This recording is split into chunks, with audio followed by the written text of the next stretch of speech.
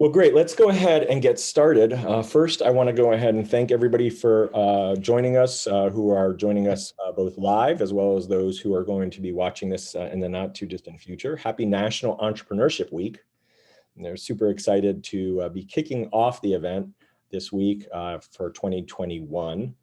Certainly, given everything that's taken place over the last year with the pandemic, there's a new emphasis on entrepreneurship, and people need to go ahead and really think about diversifying their income streams in different ways. So we are super excited today to have Jason Weens, who is the policy director from the Ewing Marion Kauffman Foundation, and happy to go ahead and be talking a little bit about entrepreneurship, a lot of it about entrepreneurship, but also about entrepreneurship policy and how that impacts both today, but also what are some of the opportunities in the future. So Jason, thank you so much for joining us.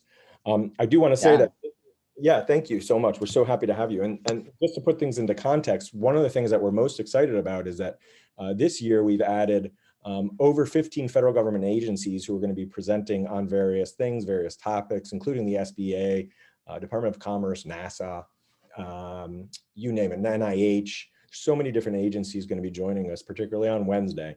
So we hope everybody will be able to join us for that. So with that, Jason, tell us a little bit more about entrepreneurship and maybe just a little bit about yourself and how you kind of came into this role of working on policy for entrepreneurship, and then how that kind of fits into the foundation itself. And for those people who aren't familiar with the Kauffman Foundation, a little bit background about that.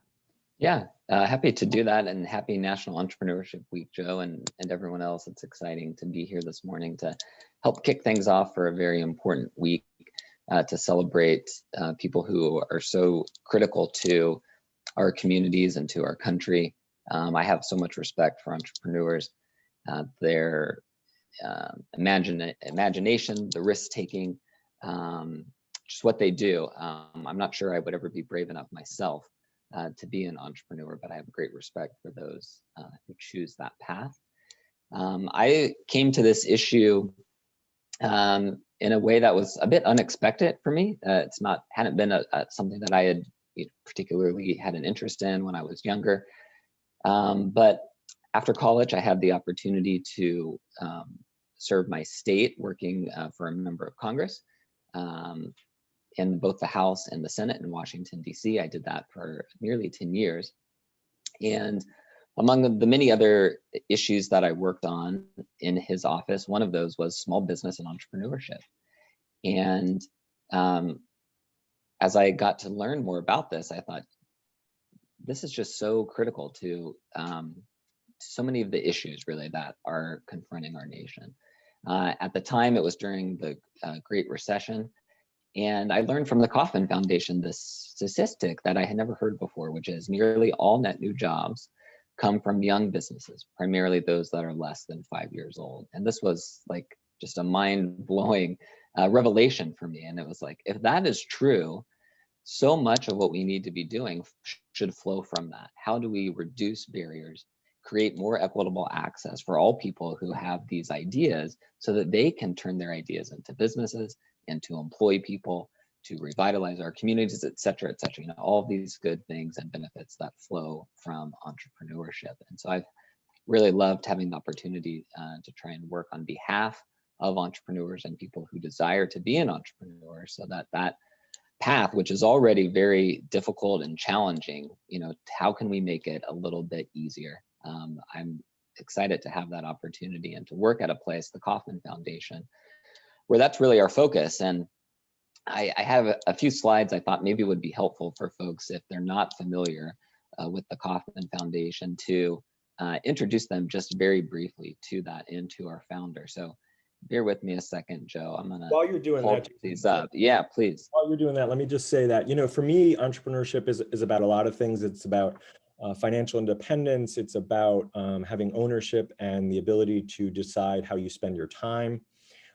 It's really about the opportunity to be able to make a change. And one of the things about entrepreneurship, and if you look at over the last, I don't know, maybe 75 years, the amazing thing about entrepreneurship are the number of products and services that have been developed. Our lives it's not just about the jobs. It's not just about the money, but also our lives. If you look at the history of mankind, never have we had to do so little for the opportunities and the things that we have. And I recognize that, various people have different access to opportunities like that. And so a lot of the stuff that we've been working on with the Kauffman Foundation and the Kauffman Foundation itself has really been working on equitable access to make sure that those resources are available regardless of where people live, their geography, their background, their demographic, all those sorts of things.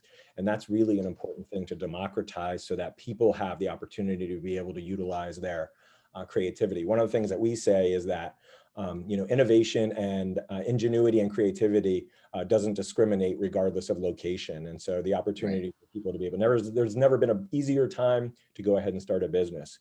But what's really interesting is, why would somebody go ahead and plant the seed of setting up an entire foundation to support research in entrepreneurship? And that really leads us into this question and this story. So tell us about the Kauffman Foundation.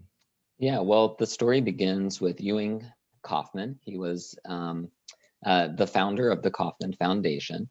And a little bit about his story. He grew up in a small town in Missouri, served our country in the Navy during World War II. And after the war, he came home, settled in Kansas City. And in 1950, he decided that he was going to start his own business, and he did so in the basement of his home. He called that company Marion Labs, using his middle name so that people wouldn't think that it was just a business of him, but that's what it was. It started out just with Mr. Kauffman. Fast forward 39 years to 1989, Marion Labs had grown tremendously. It employed several thousand people and had annual revenues that neared $1 billion. And it was in 1989 that Marion Labs merged with another pharmaceutical company called Merrill Dow.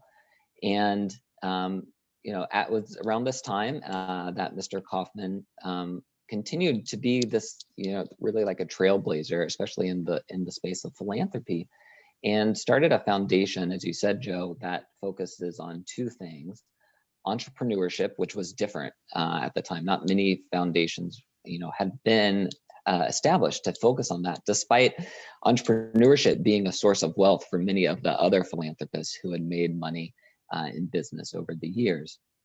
But we focus on those two things: entrepreneurship and education. Jason, I'm sorry, can I just the other area? Yeah. So I just want to jump in here for 1 second, because when we work with entrepreneurs, particularly when we're teaching entrepreneurship, I think it's also important to help underscore that, sort of take a little bit of the mystique and the magic around this. And based on my reading and my research on the Kauffman Foundation, one of the things that I find really, really fascinating is that my understanding is that Mr. Kauffman actually previously worked at a company in the pharmaceutical industry and became so successful as one of the salespeople that he said, you know what, I can make more money doing this on my own. And the reason why I bring this up is because I don't want people to walk away with this idea that, oh, okay, he just came up with this idea for pharma. Yeah. I think for a lot of people who are starting businesses, the opportunity to leverage the skills that they already have to make something either better, faster, cheaper is a really important skill. And I was actually super happy when I read that little factoid about him, because what it means is that people who are in jobs right now, who are working for companies, or maybe they've been laid off as a result of the pandemic, can look at the skill set that they already have and say, how can I repackage that? How can I refashion it to do something maybe in the basement or my garage to start something new? And I just want to put that context in here because, a lot of people have this idea that you got to be Bill Gates or you got to be Elon Musk. And when you start having a conversation about somebody who's taken something, created $1 billion organization, taking a little bit of that mystique out to say, you know what, he actually started as a sales guy at a pharma company. So I just wanted to. Right. Yeah, thank you. No, I think that's a wonderful point. And I skipped over that part of the story, but it is one of the more interesting ones. Yeah, I think it was for 2 years that Mr. Kauffman worked as a salesman at another company. And first year, at the end of that year, he had made more in commission because he was so good at his job than the president of the company. strangely, the company decided that they would actually reduce the size of Mr. Kauffman's territory for which he could do sales, kind of as a penalty for doing so well. You would Yeah, think don't they do would so have well. given him more responsibility, right?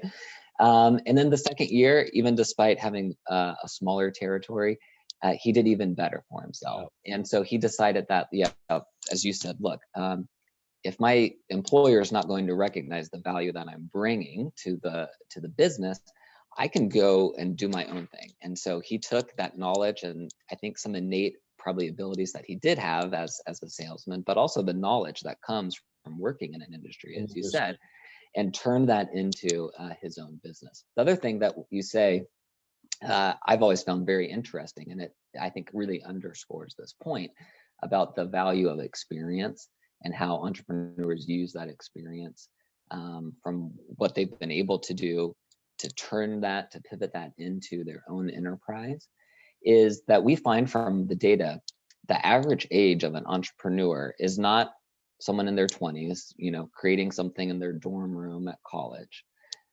It's actually around 40 years old. And that means that some people have been right out in the real world at a job, at several jobs, they've been in the course of a career and they've seen how, hey, I could maybe do this a little bit differently. I have an idea that puts a twist on this. And then they take that experience and knowledge of a particular industry or business often and turn that into something that they create themselves. And so, yeah, that's, I think, a good, just hopefully hopeful reminder to folks who maybe are tuning in and maybe who have an ambition of being an entrepreneur, but have that doubt of, well, I don't know if I have that special thing. Right. And the other thing I'll say about Mr. Kauffman is he said that he was a common man who did an uncommon thing. Yeah. And so I think we at the Kauffman Foundation want to make that uncommon outcome that Mr. Kauffman had more common, because all people, regardless of who they are or where they live, have the ability to do something great, to become an entrepreneur, to bring an idea to life. And maybe that doesn't lead to $1 billion company, but there still can be a success that you can find in that, and satisfaction, I think, in being an entrepreneur. And I'll turn it back to you in just a second, but I think when you look at the opportunities that exist out there, there's an array of them, and I want to be mindful of the fact that it doesn't necessarily, a lot of people think about entrepreneurship and they refer to sort of the kid in the garage, and but the reality is that there are a whole host of opportunities. And starting a business, for example, a plumbing business, an HVAC business, HVAC repair.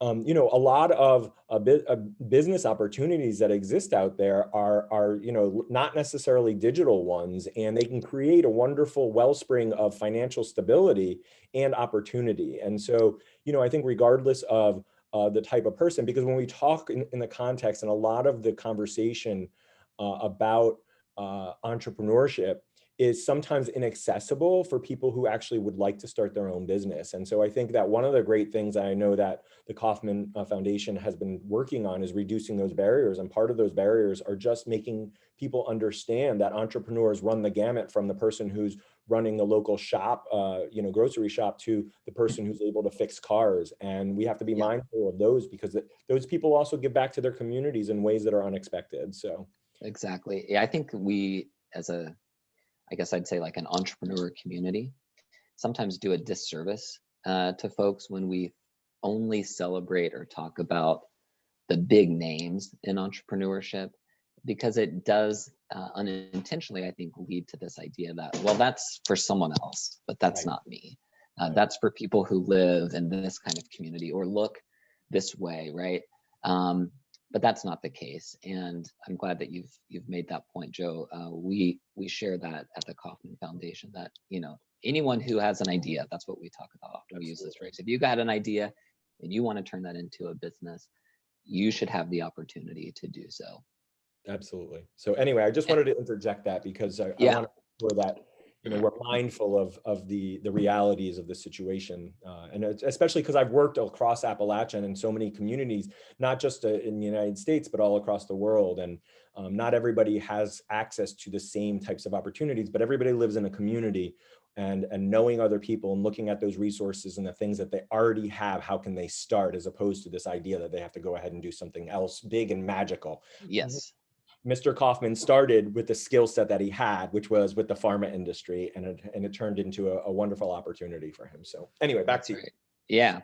So let me just give a fast overview of how we do our work at the Kauffman Foundation. And so it starts with our mission, which is to prepare all people for success in their jobs and careers, whether that is as an employer, or excuse me, as an employee or as an entrepreneur. And this work is really grounded in the principles of equity, diversity, and inclusion. Joe, you're talking about access. That's a key word for us, making sure that all people have that access to the educational opportunities, to the opportunities of starting a business, if that's the path that they would like to pursue. And we really ground our work in three key priorities. You'll see those on the screen. The first is, trying to help folks build inclusive prosperity. The second is developing a prepared workforce. And the third is really centering entrepreneurs in the middle, at the center of economic development efforts in our communities and across the country. And I'll talk more now about the work we do specifically in entrepreneurship, since this is National Entrepreneurship Week, and that's what we're talking about. What we try and do at Kauffman is really strengthen communities and strengthen entrepreneurs. And there are 5 key ways in which we have decided that we think we can best do that. And you'll see those on the right. We do work in entrepreneurship policy, which I have the opportunity and privilege to lead, and happy to talk more about the importance of public policy and shaping an environment that is more conducive to entrepreneurship. The foundation funds and conducts some of its own research to better understand the issues that surround entrepreneurship. We do work in entrepreneurial communities or in entrepreneurial ecosystems, and thinking about how do we have these places where there are connections and resources that are all centered around the entrepreneur to make that path more equitable and available to all people. We support entrepreneur support organizations, we call them ESOs. These are often nonprofits that work in communities all across the country that provide a range of services, technical assistance, and other support to help people who are starting businesses. And then finally, we work in what we call entrepreneur learning, providing direct resources to entrepreneurs to help them get that start. And on the left, you'll see some of our offerings from things like 1 Million Cups, which folks might be familiar with. It exists in more than 150 communities across the country. Every Wednesday morning, 2 entrepreneurs from the community get up, they share their business idea, they take questions from the audience. It's a great way for people who are entrepreneurs and who just care about entrepreneurs to come together and to support one another and to learn. To the work that I get to do in public policy, including our bipartisan policy agenda called America's New Business Plan. That's great. So one of the things that I want to make sure that we kind of clarify just a little bit, because a lot of people sometimes are confused about grants and grant making, and I want to be clear that Kauffman doesn't make grants specifically to entrepreneurs to start their business. What you guys do is provide enabling tools to people and organizations and governments to help them understand what are the foundations that people need in order to be able to grow, start, launch a business, and how maybe to scale that. And because there's been a lot of people that have come up to me over the years, say, how do I get a grant from the Kauffman Foundation?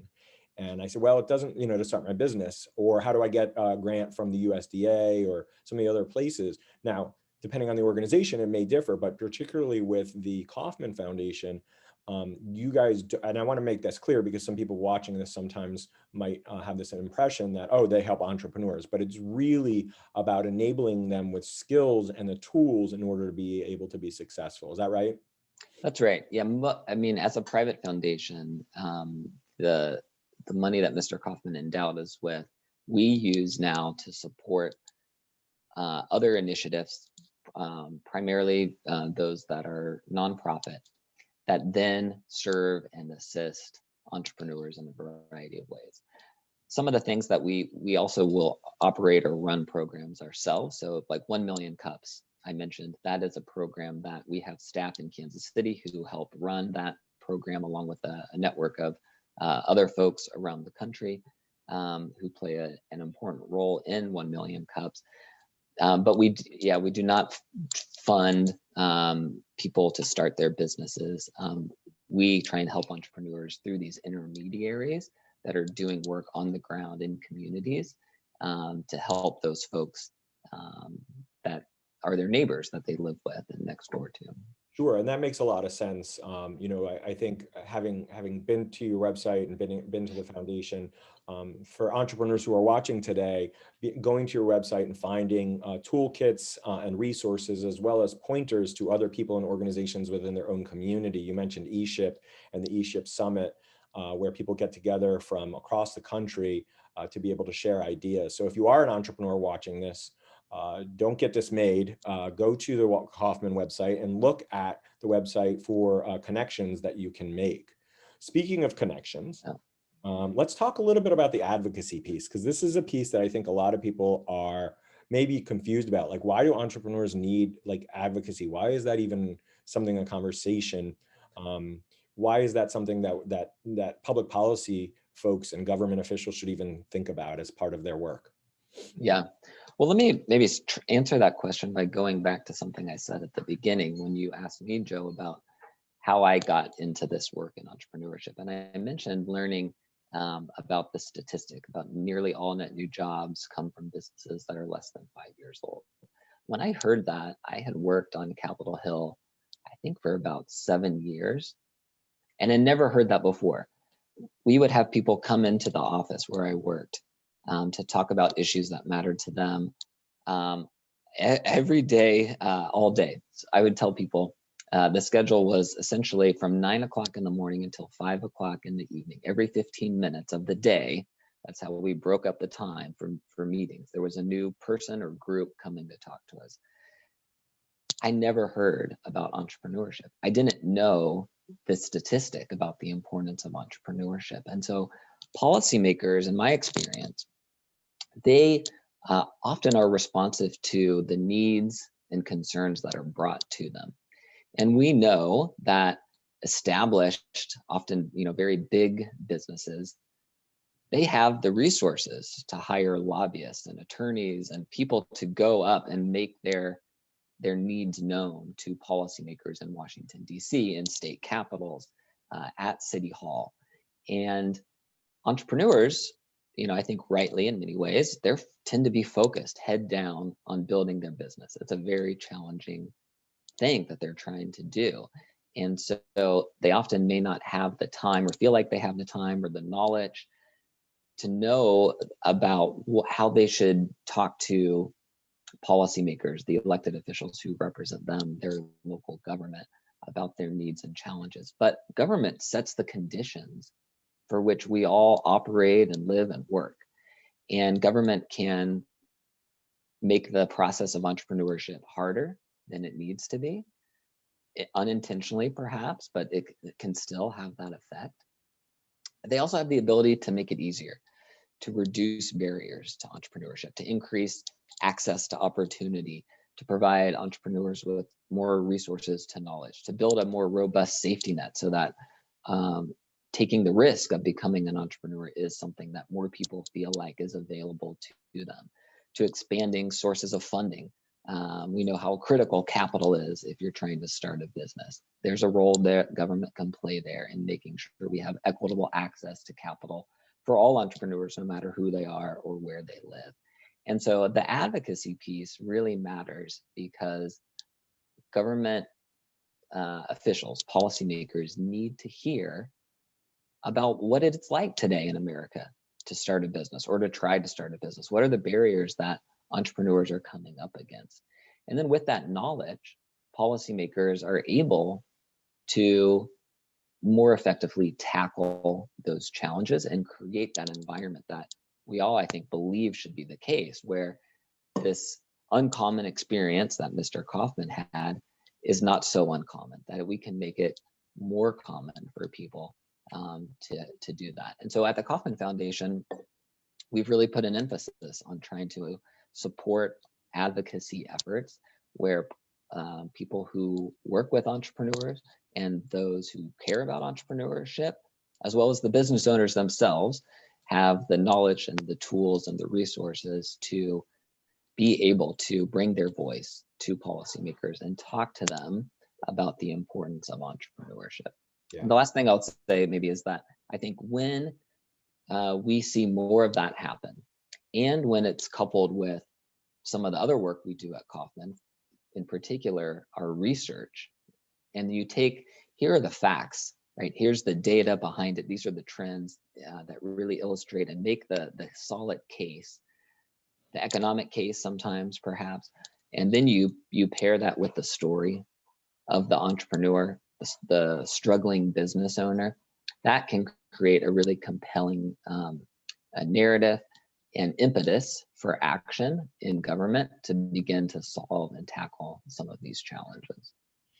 Well, and I think, as I mentioned earlier, given the pandemic, the opportunity for people to be able to diversify their income, and also when you look at, the course of jobs and job security over time, the need for entrepreneurship is probably only going to continue to grow. I mean, I don't have the research or the statistics on that, but, there's been a lot of talk about the gig economy, and then a lot of the changes that are taking place. And a lot of the work that I've been doing along Appalachia's, how do we go ahead and look at communities that maybe have been, in one particular industry, and how do we help create opportunities to diversify that, and those sorts of things.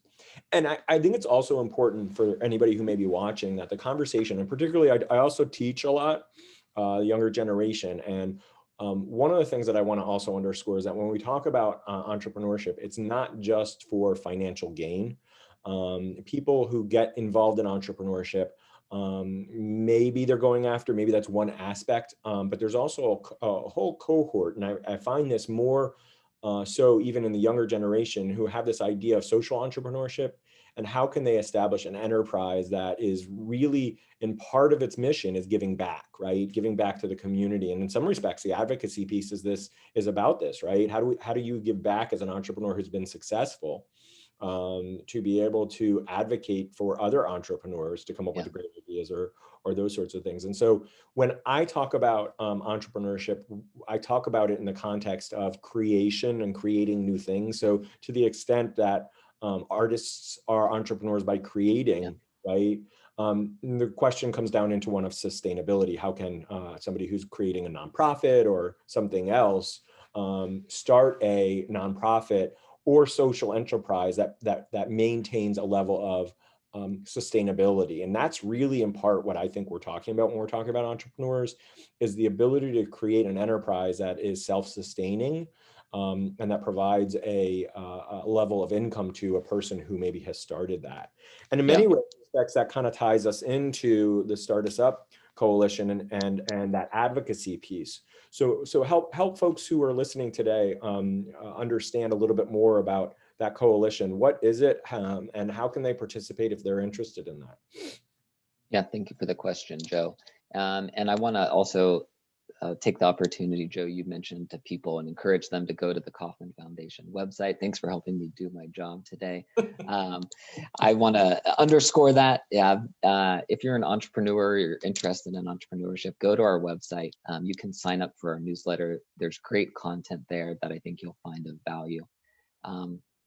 So Joe asked specifically about one of the initiatives that we are leading at the Kauffman Foundation in this space of public policy and advocacy, called Start Us Up. It's a coalition that we launched in October 2019 with, I think, about 18 other organizations from around the country. That coalition has now grown to more than 200 organizations, all who care about entrepreneurship and support entrepreneurs in various ways. And we are a community that's working together on these issues of public policy and advocacy to make sure that entrepreneurs' voice and perspective is informing the discussions that are taking place in city halls and state capitals and in Washington, D.C. I encourage you to visit our website, especially if you care about these questions of public policy. The website is startusupnow.org, startusupnow.org. and sign up for our content there that we get. You'll get a newsletter from us a few times a month, and I think it'd be a great way to get a better understanding of some of the public policy challenges and the successes that we're seeing actually in communities across the country, where there is positive momentum to beginning to address and mitigate these barriers that are standing in the ways of entrepreneurship. And you'll learn also of ways in which you can get involved in that as well, and to contribute your voice and perspective to those important discussions that are taking place. And I think that for somebody who's listening to this, maybe who is emerging entrepreneur, somebody who's new, getting involved in a coalition like that also affords you the opportunity to meet other entrepreneurs. And success begets success, and hanging around. I am very partial to hanging around with entrepreneurs. Entrepreneurs wake up and every day they say, okay, well, yesterday might have been a bad day, might have been kind of crappy, but it's a new day and it's a new dawn. And, I want to go ahead and be optimistic about the future. And frankly, entrepreneurs, I think, are inherently optimistic because you have to wake up every day and get out of bed and say, okay, I'm going to go ahead and go out there and continue to, fight for a new business or a new social enterprise. And so one of the aspects of the Start Us Up Coalition that I think is also valuable is the ability to be able to interact with and meet, in addition to understanding how do we engage with public policy makers and having those conversations at a state, federal, state and local level. It's also some of the networking as part of those calls where people get on there and talk about various initiatives that they're doing, and the ability to be able to make those connections. Because if you're an entrepreneur, you need those connections in order to go ahead. Somebody's done something or figured some things out. So, yeah. So as part of those calls and the events, tell us a little bit about some of the things that have either taken place in the past, and also maybe what you expect to kind of be coming down the pike for some folks as well. Is there new stuff that's coming out, research or those sorts of things? Yeah, so the Start Us Up Coalition really formed around the release that same month in October 2019 of a bipartisan policy agenda that we released from the Kauffman Foundation called America's New Business Plan.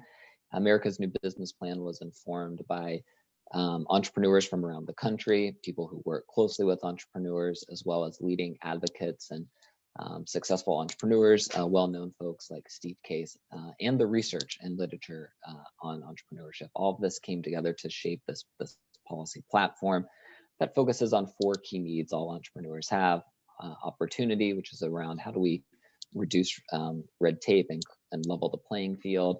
Funding, knowledge, the know-how, the resources and skills that entrepreneurs need. And then support, how do we enable greater levels of entrepreneurial risk-taking by creating a more robust safety net.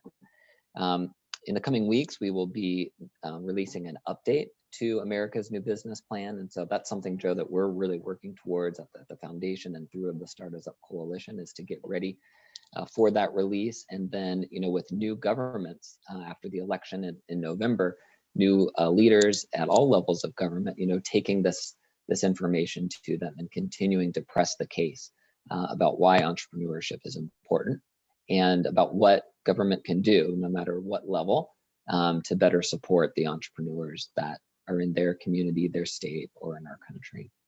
That's great. And I know that as part of the mission, there's conversations and embedding equity and inclusion. For me as a gay man, having been with my partner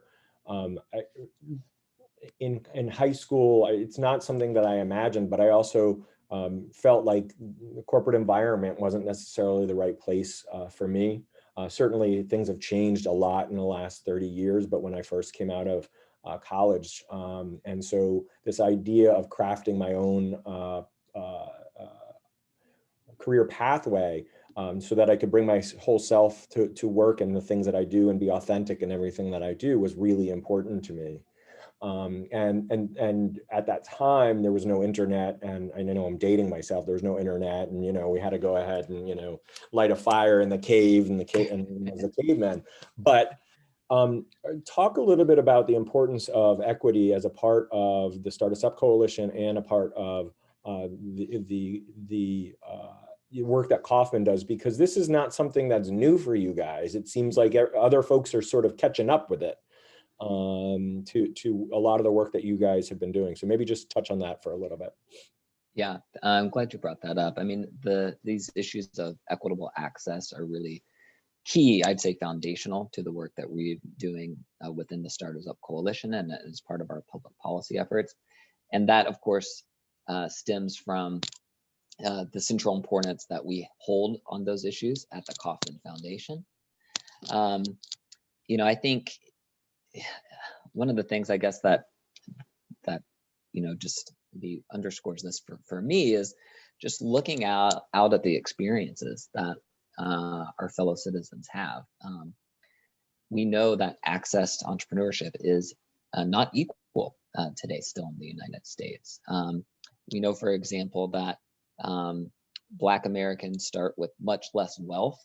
For every dollar that Black families hold in wealth, white families tend to hold on average $10 more. So think about that. That's just one statistic, but wealth is not the only determinant in entrepreneurship, but it can be an important one, right? You can use your own wealth as the seed funding to start your business. You can use it as a personal safety net to guard against the risk of failure. And on so many things across our country, whether it's race, gender, geography, 75% of venture capital goes to just 3 states. Well, we know that 75% of the good ideas are not located in only California, New York, and Massachusetts, right? And so what about all the other entrepreneurs that live in Appalachia, that live in rural Kansas, who have an idea and are trying to start that business? How do we make sure that the opportunities of entrepreneurship are available to them? And so I guess the last thing I'd say is maybe that I think there's an issue for many people, including myself, where this is just kind of like, well, that's the right thing to do. But even perhaps if that's not the way why you would come to this, think about what we're leaving on the table as a country. Like how many missed opportunities are never materializing because we have this inequitable system now that privileges some and disadvantages others. So even if you can't get behind, well, like, I think we should focus on creating equitable access because it's just morally right.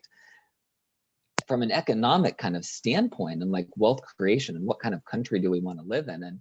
And to your point, Joe, about how the innovations and inventions of entrepreneurship, of entrepreneurs, just make our lives better, right? Yeah. How many good ideas and new things that someone has in their head that they want to bring to life and to reality, but they're not able to because they face these systemic barriers that are rooted in gender or race or geography. I think you're tracking me, but yeah. I think your point is well taken, because it's not just because it's the right thing to do and everybody should do it because it's the right thing to do, but it's also, when you look at it from an economics perspective, teams that are diverse and are inclusive are actually higher performing, oftentimes earn more money.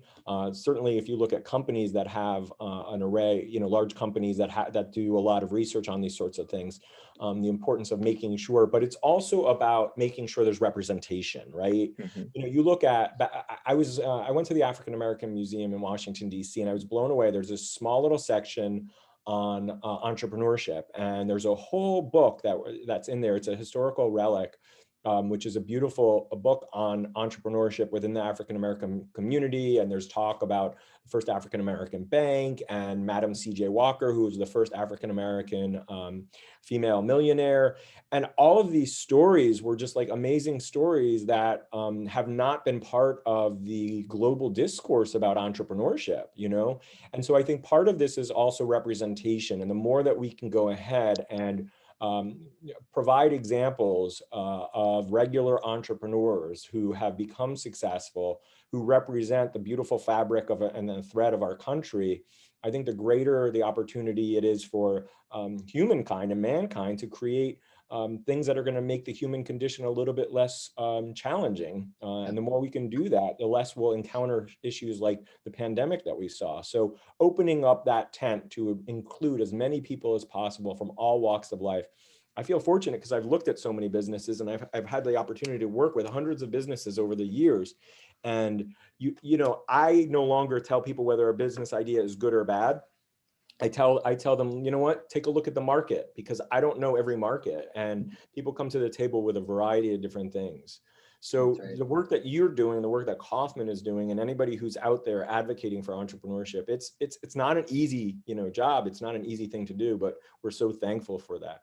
I'm going to pause here and just see if there's anything else that you want to share, and then maybe we can go ahead and see if there's any questions in the chat to open it up. This has been a really good conversation, Jason, and I want to thank you. I appreciate the opportunity.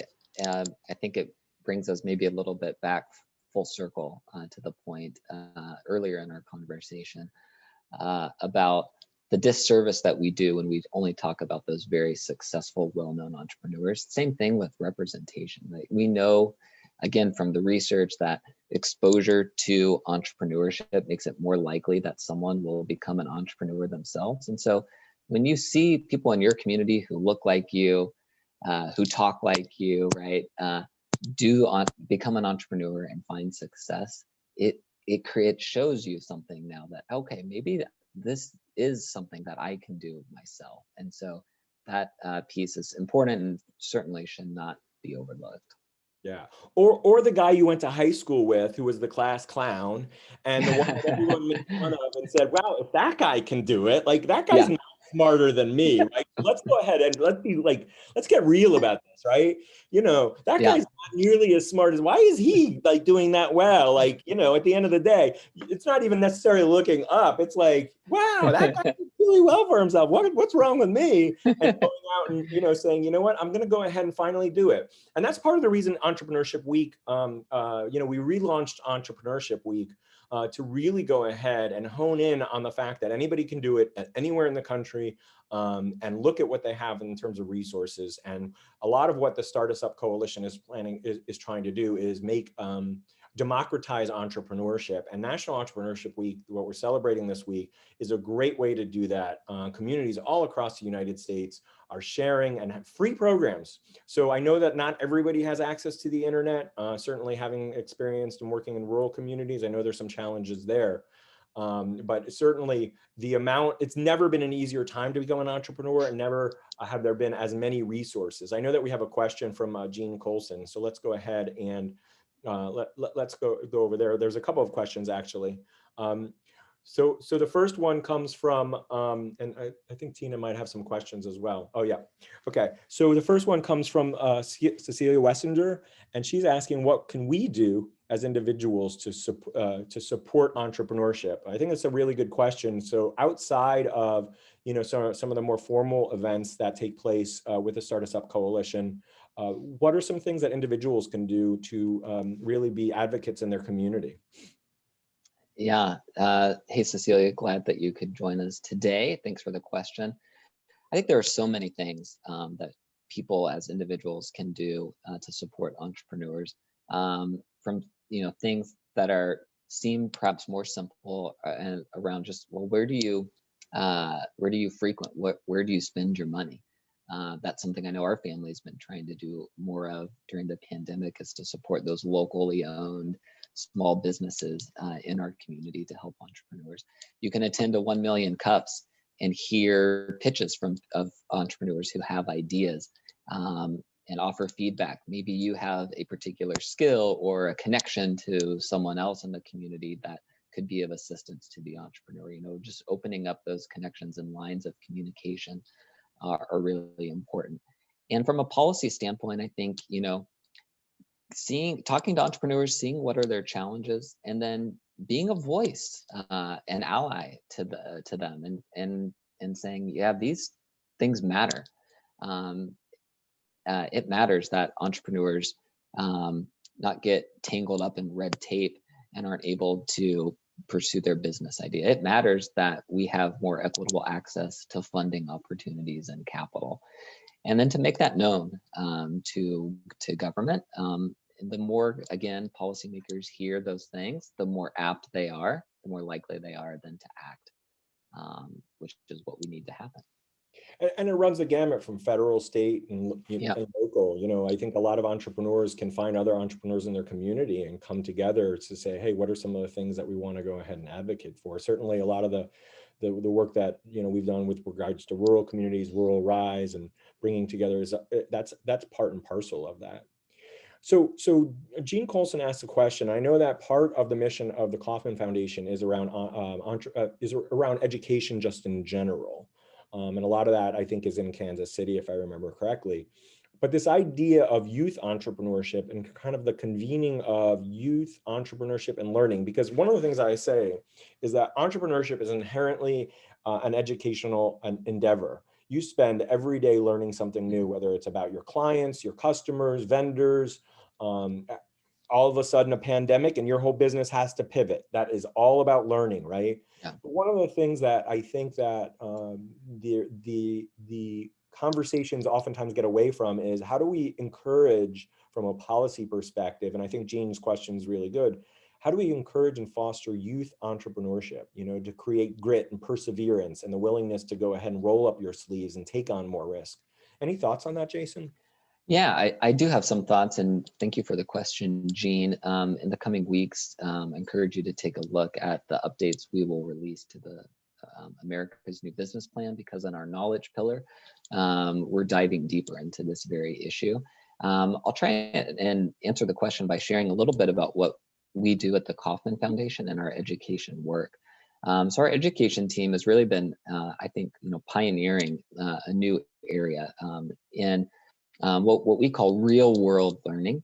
And it's this idea of making sure that high school students are leaving high school with market value assets. And so that could be internships, client-based projects, things that get them out of the classroom and tackling a real challenge, a problem in the world that a social enterprise, that a business is facing, and to work on that. And through that process, develop these real world skills that creativity, perseverance, problem solving, these things that are really, I think, central to entrepreneurship. If you're going to be an entrepreneur, these are kind of skills that you need to have.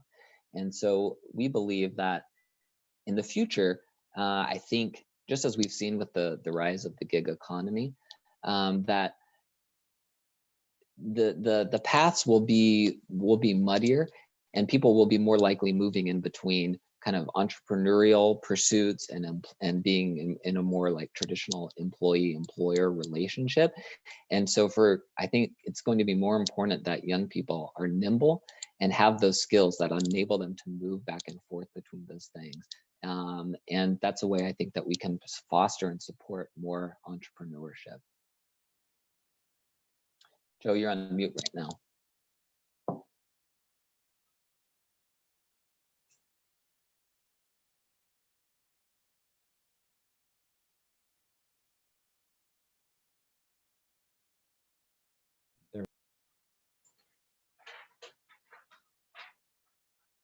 Mute.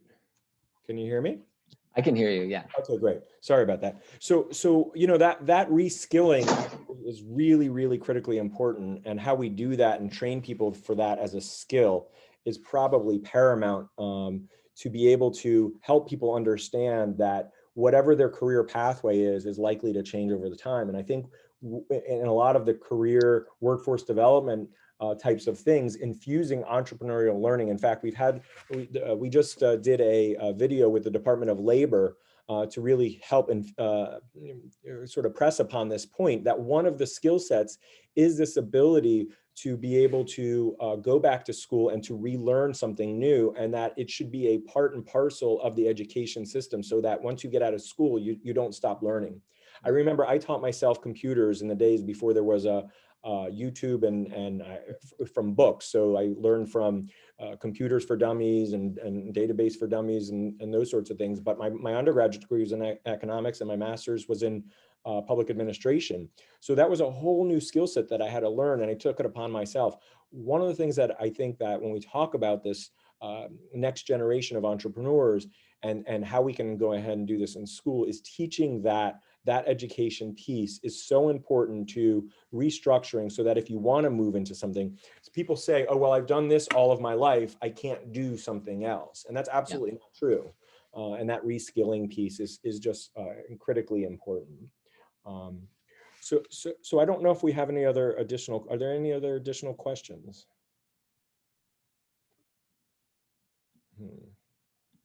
Okay.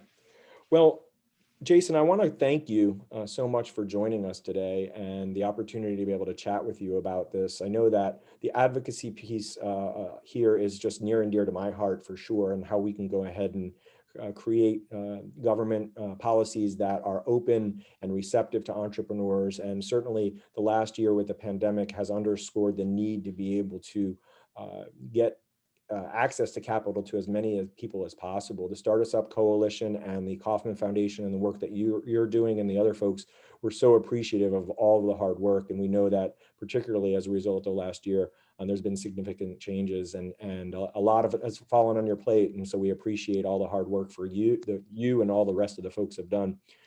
Thank you so much for joining us, and thank you for celebrating National Entrepreneurship Week. Yeah, thank you for all the work you're doing, Joe, highlighting these issues. Entrepreneurship matters so much. Thanks to all the entrepreneurs for going out on this journey, taking the risk. I'm grateful for what you do. Thank you for that. And look forward to continuing to do everything we can to make that path a little bit easier in the future. That's great. Yes. Thank you to all of the entrepreneurs, social entrepreneurs, people who start a new business and go out and dare to risk and take those opportunities. Just a quick programming note for those who are joining us. The rest of this week is chock full of events from a variety of different places, from Maui to Maine to Miami, all across the United States. Communities are holding virtual events, probably more important now than ever. So log on to our website at nationalentrepreneurshipweek.org, and you can see the list of events that are taking place across the country, or you can go on Twitter. Just a couple things to note. Tomorrow is a meetup for some educators on entrepreneurship. And then on Wednesday, a very exciting day, we have over 15 federal agencies coming to the table to talk about opening their doors and pulling back the covers to a lot of the resources that they have available. So check out the calendar for that. And then on Thursday evening, for those of you who have an Oculus or who have a VR headset, we're beta testing an event for virtual reality in AltSpace VR. That information is also on our website. Check out the website for more information. We look forward to seeing everybody. Jason, again, thank you so much for your time and your energy on this President's Day. We appreciate it. Yeah, you're welcome. Thanks for the opportunity. Take care, everyone.